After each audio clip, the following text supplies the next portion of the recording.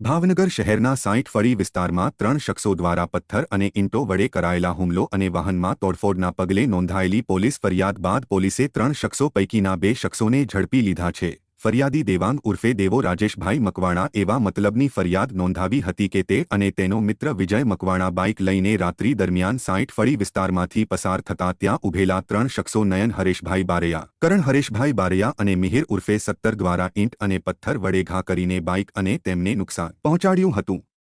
લોકોનો જીવ જોખમાય તે રીતે પથ્થરો અને ઈંટોના ઘા કરવાની ફરિયાદ નોંધાયા બાદ પોલીસે નયન હરેશભાઈ બારૈયા, કરણ હરેશભાઈ બારૈયાને ઝડપી લીધા હતા, જ્યારે મિહિર ઉર્ફે 70ને ઝડપી લેવા ચક્રો ગતિમાન કર્યા છે।